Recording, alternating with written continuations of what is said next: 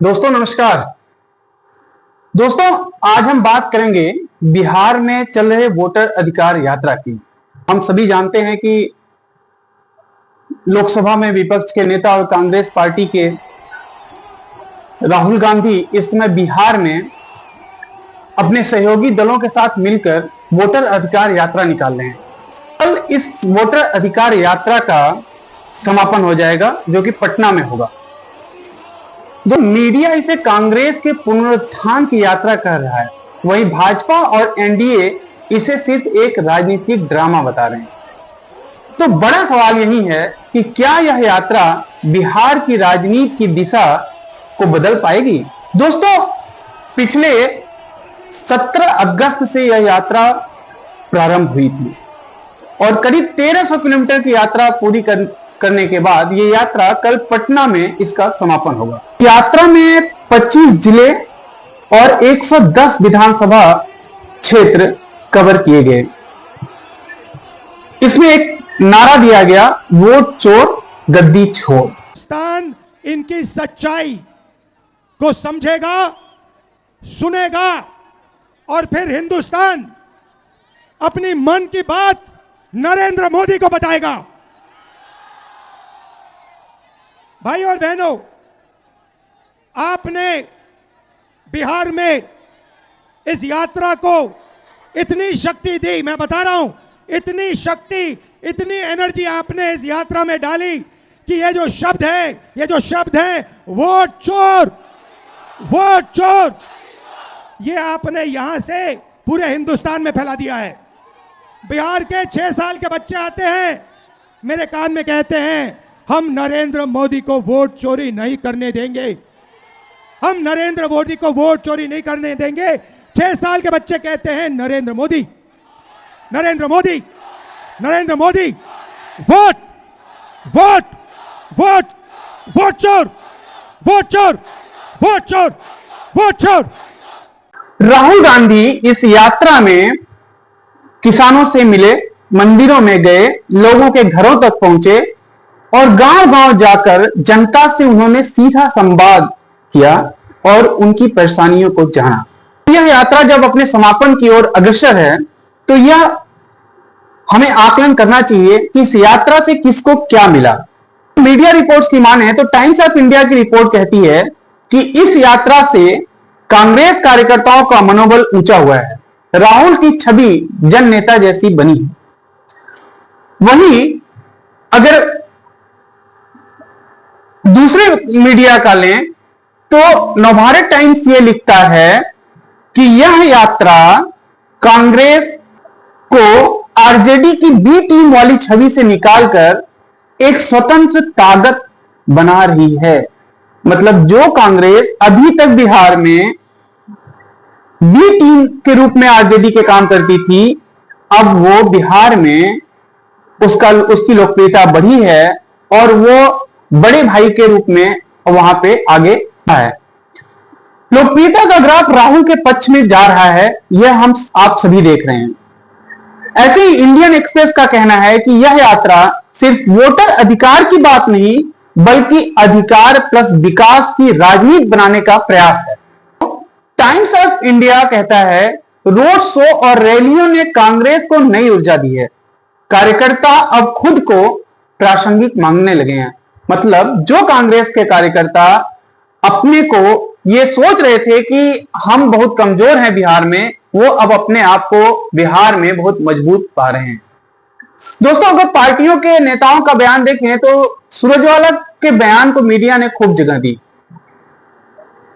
सरकारें अब voter roles की हेराफेरी से बन रही हैं, यह यात्रा उसी अन्याय के खिलाफ है, ऐसा रणदीप सुरजेवाला का कहना था। हम अगर नेताओं को छोड़ दें और मीडिया के रिपोर्ट्स पे ध्यान दें अगर, तो हम देखेंगे कि इससे कांग्रेस को कहीं न कहीं एक नया जीवन बिहार में मिलता दिखाई दे रहा है।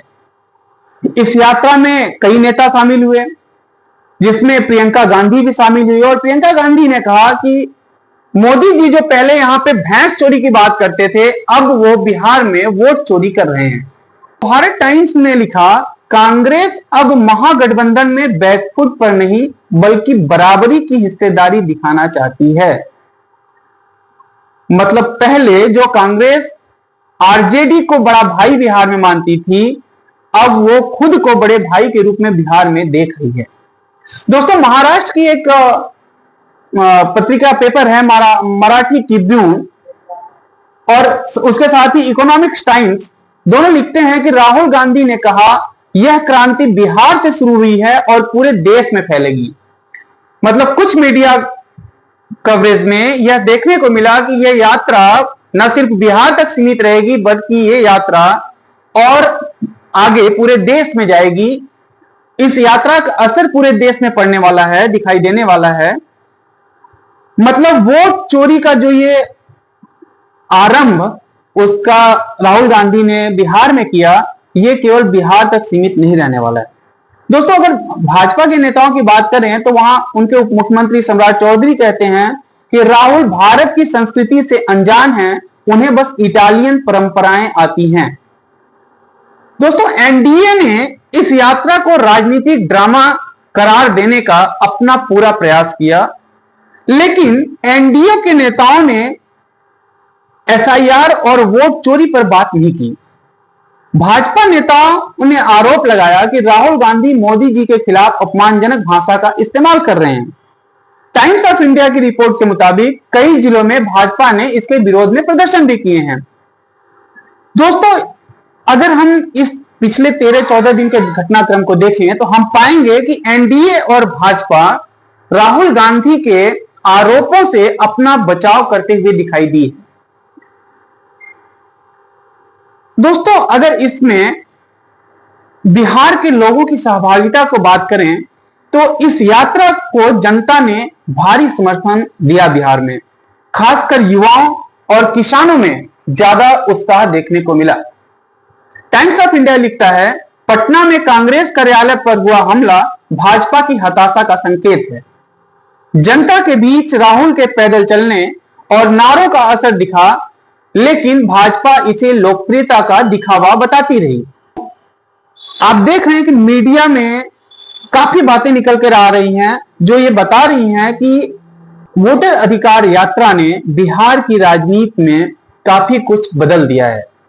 एनडीए सरकार वहां पे अभी तक केवल अपना बचाव करते दिखाई दे रही है, क्योंकि अभी तक जो मुद्दा बेरोजगारी या सरकार के अन्य विफलताओं पे था, अब वो सीधे वोट चोरी लोकतंत्र पे आ गया है। लोकतंत्र बचाने की कवायद जो ये शुरू की गई है राहुल गांधी के द्वारा, उसको लेकर के जो ये वोटर अधिकार यात्रा शुरू की गई है, इसका असर बिहार में साफ देखने को मिल रहा है। अगर मैं आरोप लगा रहा हूं प्रधानमंत्री पे हर रोज कि तुम वोट चोर हो, प्रधानमंत्री चुप क्यों है? प्रधानमंत्री एक शब्द क्यों नहीं बोल रहा? क्योंकि प्रधानमंत्री वोट चोर है और वो जानता है कि हमने उसको पकड़ लिया है। मोदी जी, मैं आपको बता रहा हूं, मोदी जी डरे हुए हैं, क्योंकि मोदी जी को बात समझ आ गई है कि अब चोरी पकड़ी गई है और अब वो भाग नहीं सकते हैं। कि क्या यह यात्रा कांग्रेस की किस्मत बदल पाएगी? क्योंकि इसके पहले तक अगर देखें तो कांग्रेस का वोट प्रतिशत केवल 10% था बिहार में, लेकिन इस बार क्या इस यात्रा के बाद उनका वोट प्रतिशत बढ़ने वाला है? कांग्रेस को अपनी स्वतंत्र पहचान बनाने का मौका मिला है, ऐसा नवभारत टाइम्स कहता है।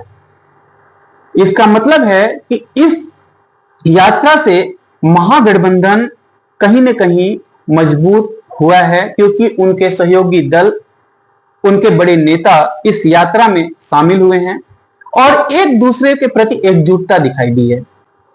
तो इसका कहीं न कहीं असर तो आने वाले समय में देखने को मिल सकता है बिहार में। दोस्तों, दूसरी तरफ भाजपा और एनडीए इसे पूरी तरीके से एक ड्रामा बताते रहे हैं अभी तक। राहुल गांधी को संस्कृति से असंबद्ध नेता एनडीए और भाजपा के नेता बता रहे हैं। तो दोस्तों, अब ये बड़ा सवाल है कि क्या यह यात्रा सिर्फ सुर्खियां बटोरने तक सीमित रहेगी या फिर यह सचमुच बिहार की सत्ता का समीकरण बदल देगा।